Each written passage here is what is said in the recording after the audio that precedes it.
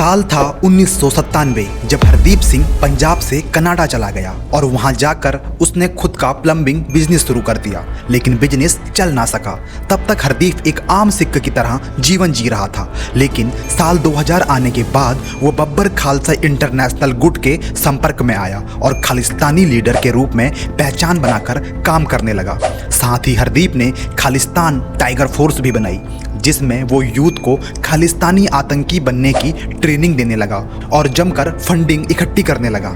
इससे हरदीप निज्जर की इनकम और वेल्थ का ग्राफ लगातार बढ़ता ही गया। वहीं भारत देश बब्बर खालसा इंटरनेशनल ग्रुप को एक खालिस्तानी आतंकी संस्था के रूप में देखता रहा है। भारत के अनुसार इस संस्था को पाकिस्तान की एजेंसी ISI द्वारा ऑपरेट किया जा रहा है। हरदीप सिंह एक और Khalistani Sikh group Sikh for justice से भी जुड़ा हुआ था, जिसका हेड गुरु पतवंत सिंह को बताया जाता है।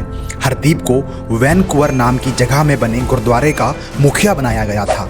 यही वो जगह थी जहां अननोन हत्यारों ने 18 जून की शाम को हरदीप पर मल्टीपल फायरिंग कर उसे मौत के घाट उतार दिया था।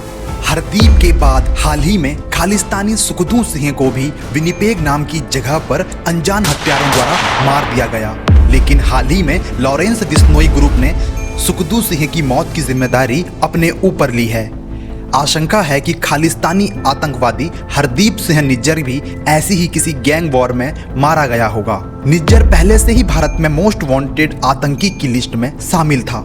पंजाब में होने वाली आतंकी घटनाओं से अक्सर उसका नाम जोड़कर देखा जाता था। साल 2018 फरवरी के कोहरे भरे महीने में पंजाब के मुख्यमंत्री अमरिंदर सिंह ने कनाडा के PM जस्टिन ट्रूडो को 9 मोस्ट वांटेड आतंकियों की लिस्ट सौंपी थी, जिसमें एक नाम हरदीप सिंह निज्जर का भी था। लेकिन मुलाकात खत्म होने के बाद से जस्टिन ट्रूडो ने इस लिस्ट को कभी सीरियसली नहीं लिया था। जस्टिन ट्रूडो लिबरल पार्टी से आते हैं, जो 1960 में कनाडा की सत्ता में आई थी। कहा जाता है ये पार्टी शुरू से ही बाहर से कनाडा आए मेहमानों के प्रति सॉफ्ट रुख रखती है। आबादी कम और अपॉर्चुनिटी ज़्यादा होने के कारण इंडियन कनाडा का रुख करते रहे हैं, लेकिन ये बात किसी से नहीं छिपी है कि 3.5 करोड़ की आबादी वाला कनाडा खालिस्तानी सपोर्टर्स के लिए भी नर्म रुख रखता है।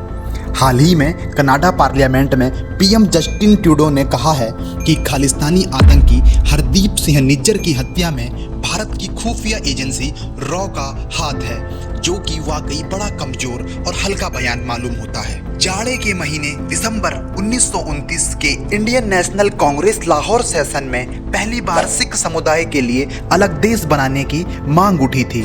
साल 1940 में वीर सिंह भाटी ने कहा था मुस्लिम लीग की तरह सिख लीग भी होनी चाहिए। यहीं से खालिस्तान शब्द भी चर्चा में आया था। भारत के आज़ाद होने के साथ साथ मुसलमानों के लिए पाकिस्तान एक अलग देश बना दिया गया। उस वक्त पंजाब में सिखों की संख्या 1/3 ही थी। इतनी कम जनसंख्या के लिए अलग देश बनाना मुमकिन नहीं था। भिंडरवाला को मारने के लिए चलाए गए ऑपरेशन ब्लू स्टार के बाद उसके कुछ समर्थकों ने कनाडा का रुख अपनाया। ये सोने पे सुहागा ही था कि कनाडा फ्रीडम ऑफ स्पीच और शांतिपूर्ण आंदोलन की आज़ादी सबको एक बराबर देता है। यहीं से कुछ खालिस्तानियों ने अपने प्रचार और आंदोलन को तेज किया और अलग देश बनाने की मांग जारी रखी। फिलहाल भारत और कनाडा के संबंध लगातार नाजुक होते जा रहे हैं। दोनों ही देश एक दूसरे की तरफ विश्वास भरी नजरों से देखना लगभग बंद कर चुके हैं। कनाडा ने बीते दिनों भारत के साथ ट्रेड नेगोशिएशन रोक दिया था। अब भारत ने भी कनाडा के खिलाफ एक बड़ा एक्शन ले लिया है। भारत ने कनाडा के लोगों के लिए वीजा सर्विस को निलंबित कर दिया है। जानकारी के मुताबिक अगली सूचना तक सेवाएं निलंबित ही रहेंगी। अब देखना होगा दोनों देशों में कोई समझौता बनता है या विवाद जस का तस बना रहता है। देखना ये भी होगा कि क्या खालिस्तानी आतंकियों को लेकर जस्टिन ट्रूडो अपना सॉफ्ट रुख बदलते हैं या नहीं। इस विशेष रिपोर्ट में इतना ही। अगर आप ट्रायंगल्स मीडिया में पहली बार आए हैं तो सब्सक्राइब करके बेल आइकन अवश्य दबाएं, ताकि हर अपडेट आप तक पहुंचे सबसे पहले।